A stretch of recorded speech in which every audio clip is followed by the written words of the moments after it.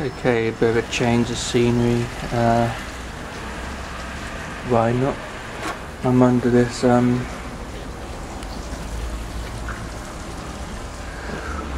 rather groovy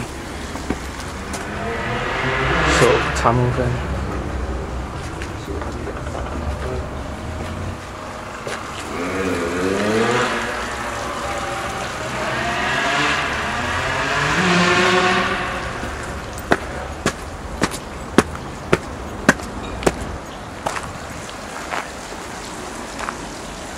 Yeah.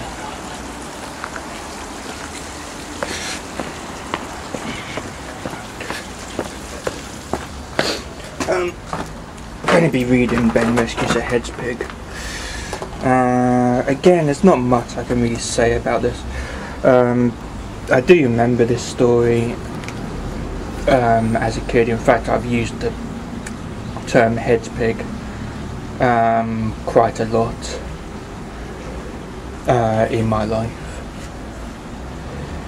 I'm sorry, yeah, when referring to, you know, a hedgehog.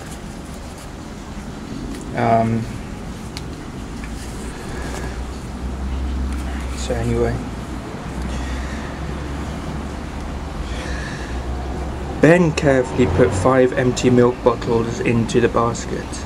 Then he zipped up his anorak, put on his Wellingtons, and went off down the drive to fetch the milk.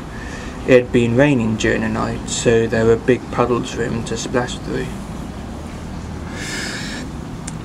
When he got to the first cattle grid, he held on tightly to the basket with one hand and held onto the wooden rails with the other. A cattle grid is a deep hole in the road with iron bars across, so that people and cars can get across but cows can't. As Ben walked carefully across, he looked down into the hole below and saw a round brownie-coloured prickly ball. Half hidden by the grass and mud, it looked very odd. Ben had never noticed anything like this in the cattle grid before. He hurried on down the muddy drive to the lane where the milk was left in the box each day. There were a few cows in the field and an old horse.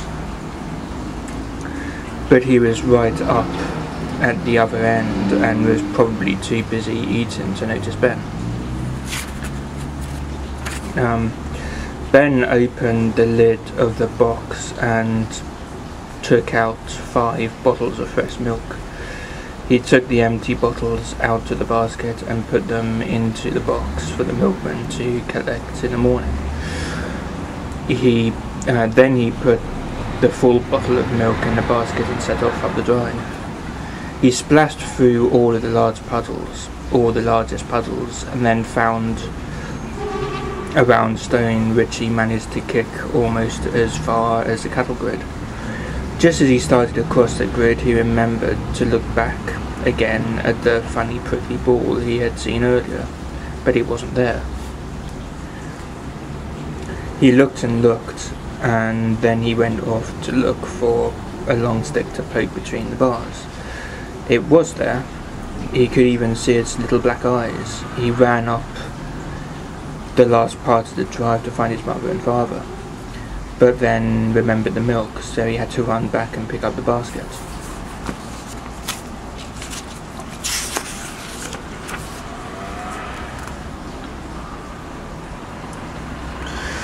He saw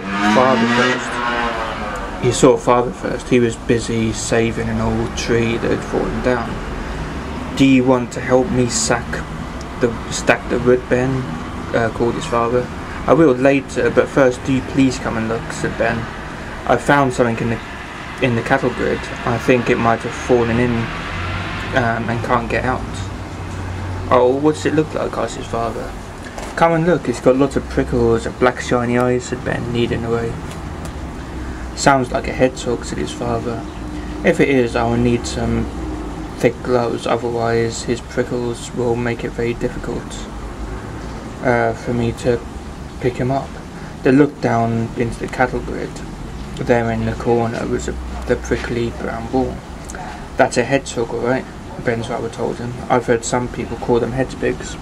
Now, we'll need a few things: a box with some straw and a bowl of bread and milk. Go and ask your mother for that, and I will look for my thick gardening gloves.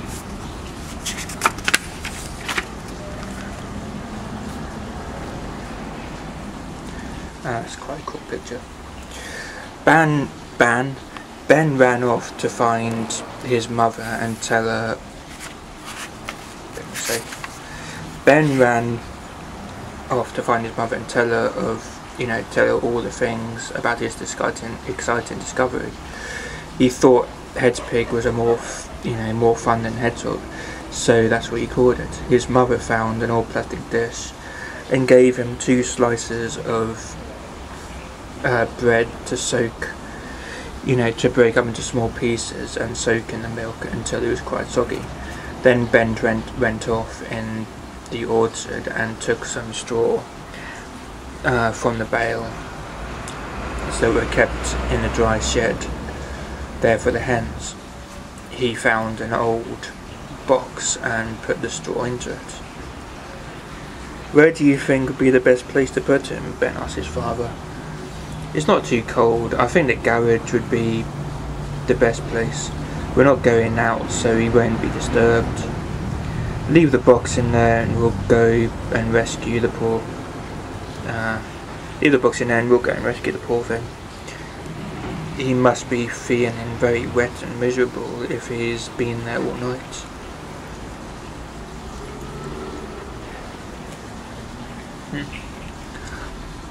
After putting on the thick gloves, Ben's father reached down through the bars and caught the little hedgehog before it had time to curl itself up into a ball. Ben was able to see his hands and feet, his dark eyes, his little black nose.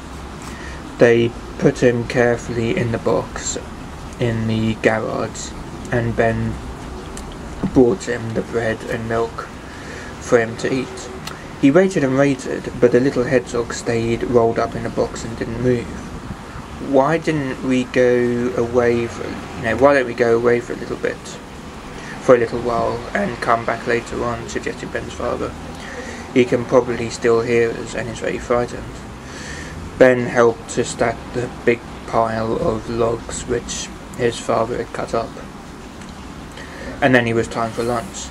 Just before he went into the house, he tiptoed into the garage to find a little hedgehog burrowed into the straw and was almost hidden. He still hadn't eaten any of the bread and milk. Ben felt very disappointed.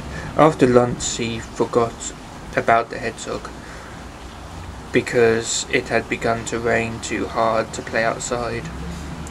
Instead he got out his toy soldiers and his castle and was soon busy winning battles. The afternoon seemed to fly past, and it seemed no time at all before he was called downstairs to have tea.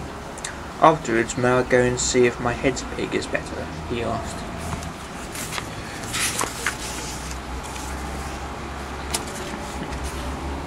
That's quite a nice picture as well.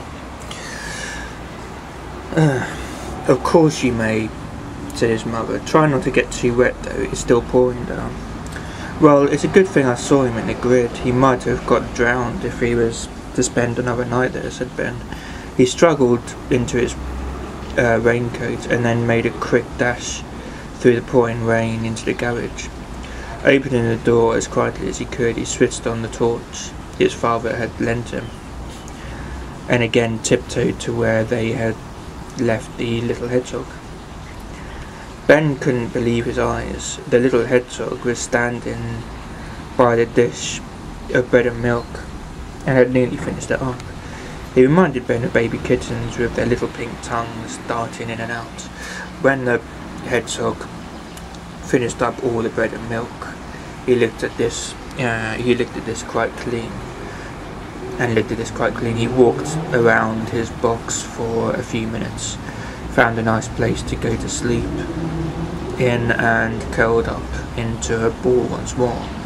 "Good night, little hedgepig," whispered Ben. "See you in the morning." He crept out again, then dashed through the rain once more, back into the kitchen.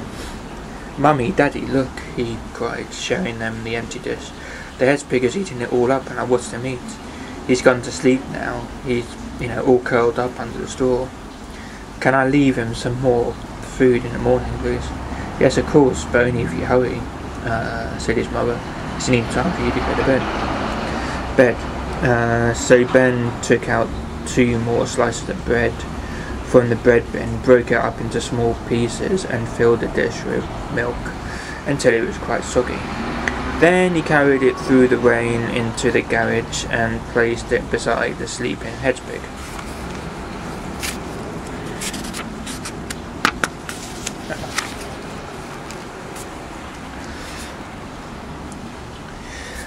Now next morning the sun was shining so brightly that Ben jumped out of bed and got dressed as quickly as he could. Then he ran downstairs, through the kitchen and out into the yard to the garage. But when he reached the box, it was empty. The hedgepig had gone, but so had all the bread and milk it had left out for him. Well, at least he gave him breakfast, even if you didn't see him eat it. "Well, at least I gave you breakfast, even if I didn't see you eat it," said Ben a little sadly. "At least I did have a hedgepig of my own just for a little while." He went indoors to tell his mother and father what had happened. "Now I'm afraid you probably won't see him again because he sleeps during the day and hunts at night," explained his mother. "Why don't you leave a little bit of bread and milk by the garage door every morning and see if he comes back or not, if he comes back to eat it?" "Oh, what a good idea," said Ben, cheering up. "Do you think he will?" And that is what Ben did. Ben does every evening and every night. When he's in bed fast asleep, the little brown hedgepig always remembers to go to the garage for his bread and milk. I don't know, only complaint I have with that is, it's a little bit slow, especially at the start. It does speed up, but, all the bits about, him taking the milk bottles and putting it down and opening the box of the box and taking the fresh milk out and putting the empty ones in.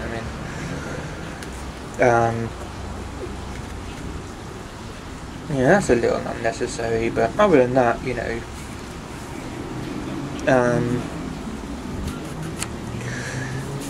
I kind of like it.